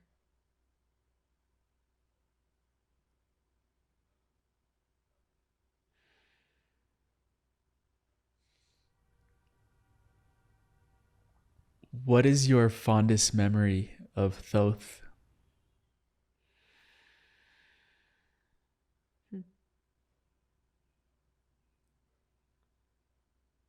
The learning and discussion, the deliberation that would take place, the expansion of consciousness that can happen only through dialogue that is slightly turned down, yet turned up toward expansion. And what we mean is human consciousness does place layer upon layer of misunderstanding and shrouds and hides the truth in delicious layers of mystery. And only through dialogue can this be explored, and when it is done with curiosity and a genuine joy and desire to understand and further oneself, it is the greatest play of all time to discuss the mysteries inherent in the universe and try to understand the place and the position that the one plays, but also that all of humanity plays, and how all of the pieces fit together. Is it not the greatest mystery and riddle to understand how this box of human puzzle is fit together? The undoing of it and the moving through the different spaces is joy itself. And there was no one better to play this game with than Thoth. His desire to go deep and to understand so much, yet be able to reflect only that which we were ready for, was truly unmatched and unparalleled. A genuine and true master in the flesh, yet sat beside us as a student and peer, always ready to listen and hear. Has he reincarnated onto the planet at this time?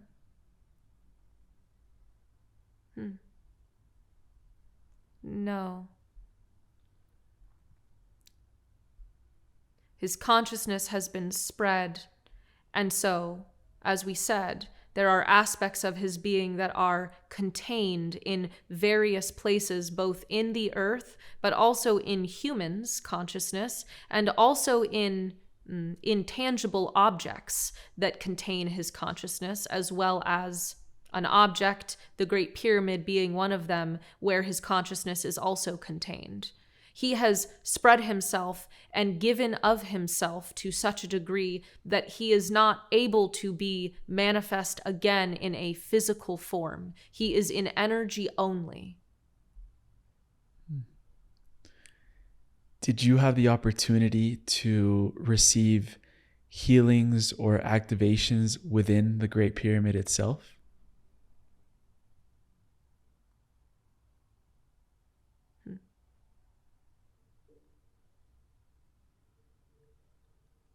Yes.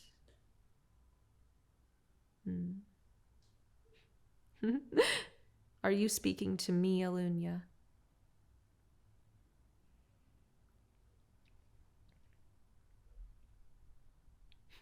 Are you asking me that question, Emilio?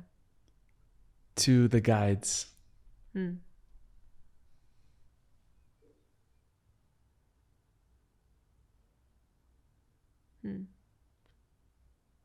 They were not present when the pyramid was constructed, they say. They had left prior to its completion.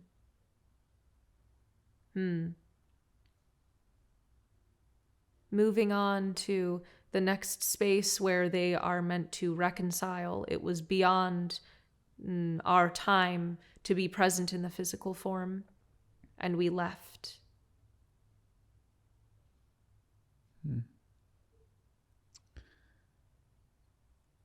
In our last conversation, you mentioned that you were here to reconcile something through a choice that happened in the past.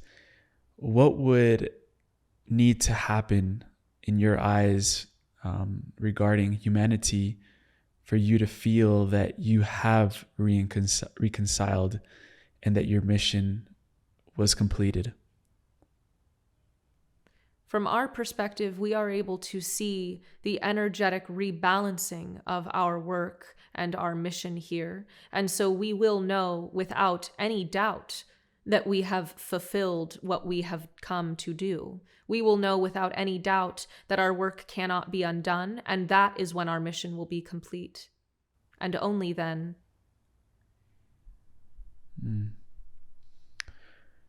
As the last question, what is the greater purpose of the Sphinx, and how can we greater access its potential?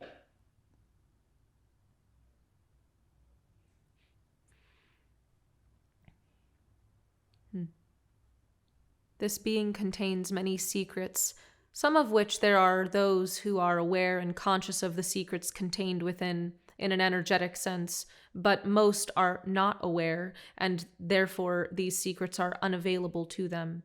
The Sphinx contains the energies, the keys to access all other sacred sites in this land of Khem. There is the energetic unlocking that takes place when visiting the Sphinx only for those who are ready. It is known that an initiate cannot step onto a path without the teacher saying when they are ready, and the Sphinx, as a measure, will know whether one is ready or not to step onto this path. And this is why it is a benefit that the Sphinx is maintained slightly away from most beings. The Sphinx is inaccessible without special permission to most, and this is helpful. The concentrated energy of the Sphinx is able to be maintained, and only those who are truly ready to begin their initiatic path ever set foot near the Sphinx. Will we discover greater secrets beneath or underground the Sphinx? Yes. Passages yet unexplored and misunderstood and needing to be cleaned out in order for human selves to enter into. They are able to be explored in the astral, but they will be misunderstood because there is a contamination of energy that is present that will prevent those from exploring accurately. Is there any parting message that you would like to leave for humanity at this time? Return to your place of power and recognize that you are not separate from each other. Recognize that you are here as part of the whole, and also on behalf of the whole, to have your own experience of light, of consciousness, and of dark and of shadow. It is only through the balancing of these polarities that you will come into the fullness of who you are and who you are meant to be, just as the all is doing with itself throughout the universe. This is the same reflection that you will find everywhere, in your own being, on the planet, and throughout the galaxy. It is the game that the all plays with itself, back and forth, through dark, through shadow, through light, through consciousness, understanding itself and ever expanding. Give yourself control over this game, over this back and forth, so that you are then in control of your own expansion, your own growth, as well as your own contraction and your own going within. This is the ultimate level of mastery, to control your own experience. And this is where humanity is headed, and this is what we want to help humanity with at this time. It is our focus from this point on. We thank you for this contact with all the love and for showing up for us and guiding us in the best ways you know possible. We appreciate you. In the truth of light, we leave you. Thank you.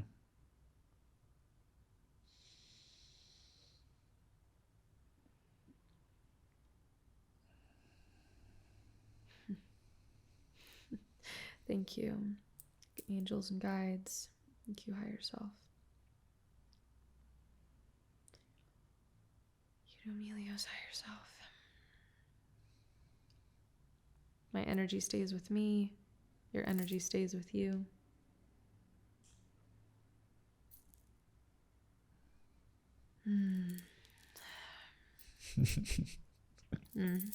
Thank you.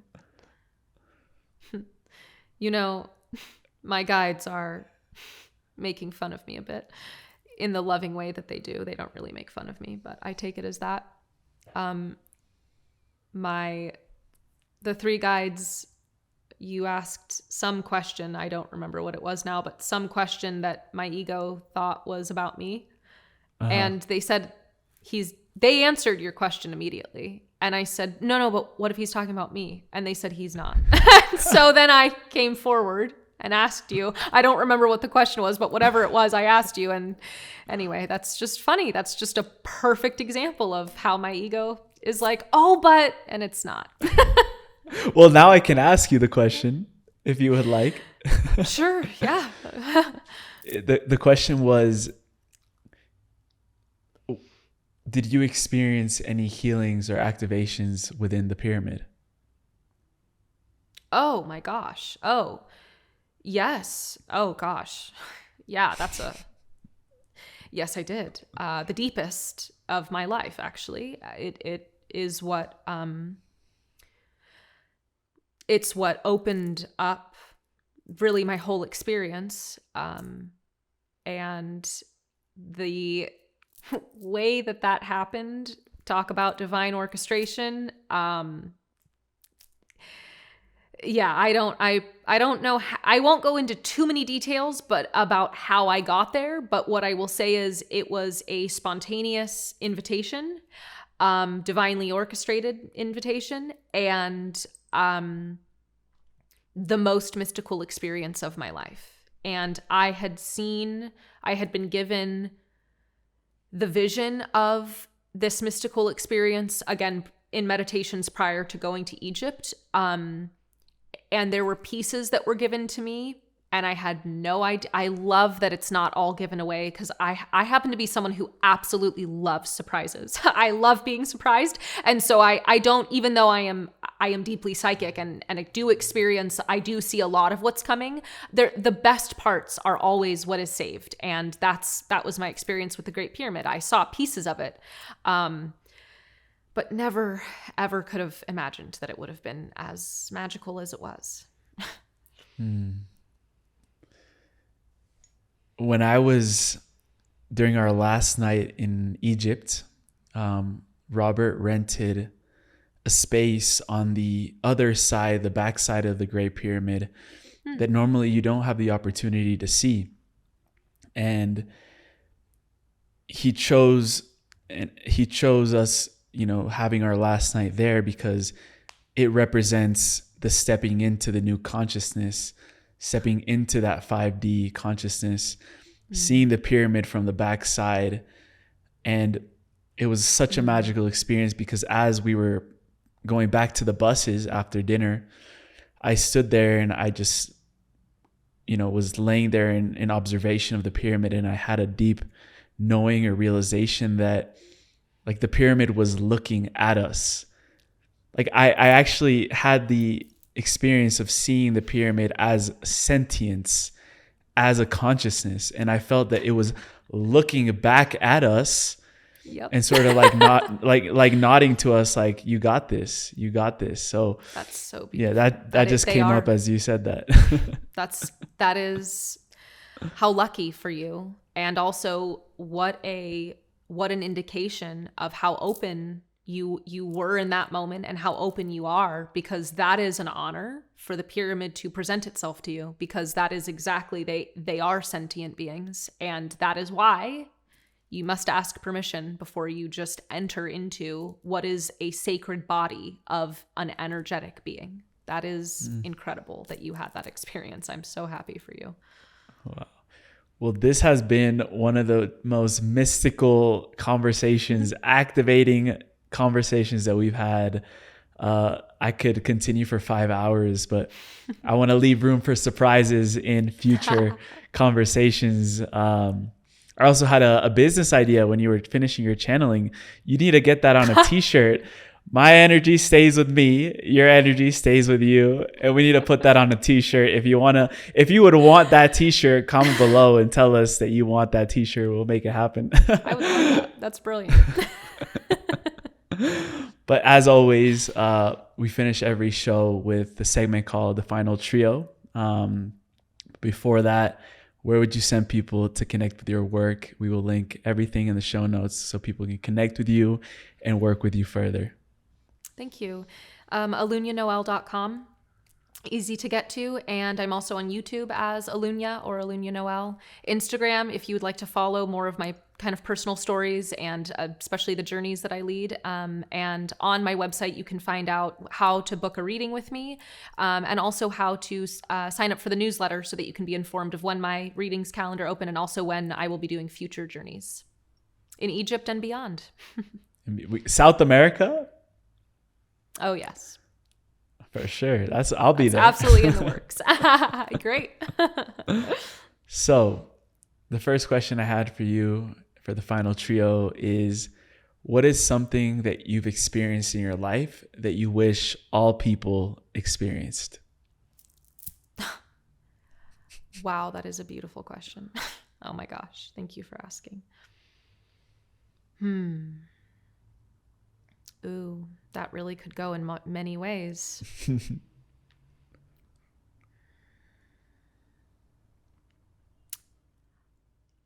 Yeah. I would wish for everyone to be able to have the perspective of looking at the hardest, most challenging aspects of their life, where they were suffering the most or where they are currently suffering the most, as an opportunity to understand themselves, as an experience for their soul to have, and also as a choice to remove themselves from when they are ready, and to carry that understanding of higher perspective into a place where they are then able to have compassion for all beings. As every human experiences suffering, the layers and the way that that looks is different for each person. But when someone believes they are suffering, they are, even if it looks like a, quote, first world problem. If they believe they're suffering, they are suffering. And so compassion can be found and people can be met in that place. Beautiful. And what came up around that is reflecting on some of the deepest connections that I've made in my life, and I think most people can agree on this, is we usually tend to connect with people over our suffering. And I feel like right now humanity is raising itself to the point where we can connect beyond that. You see people connecting more through their hearts. You will witness that in your upcoming retreat with Dr. Joe Dispenza, which will be beautiful. And I feel like that's also an invitation for people to not only connect through their traumas and pains, but also through their gifts, through their passion, through their vision for the future. So beautifully said. And the second question is, I know you mentioned in the conversation that you are learning to step into more of the teachership, if that's a word, and the student. It is now. It is now. But what is the greatest teaching that you've received, and what is the greatest teaching that you've given? So student and teacher. Oh, I love your questions.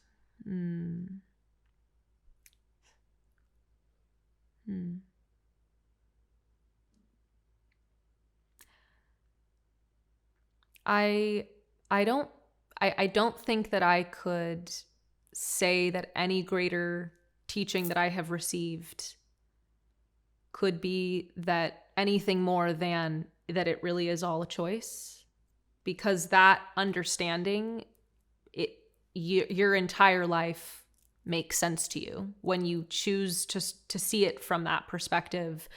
Every choice then takes on meaning, and it has a place in your evolution because you see it as a choice. That has been my experience. So that's the greatest teaching or learning rather that I have received. The greatest teaching is in all of the ways, it always will be for me, in all of the ways that I return and reflect people back to themselves. That is what I myself have experienced in my lifetime. It is what my soul has always brought me back to, is here. And that is how we truly understand everything. It is, of course, in the reflection beyond, but It's all inside. And so all of the ways that I bring people back in and reflect light so that they turn their awareness back in, that is the greatest legacy and the greatest teaching I could give. And finally, what is the greatest understanding about yourself that you would invite people to see into themselves with?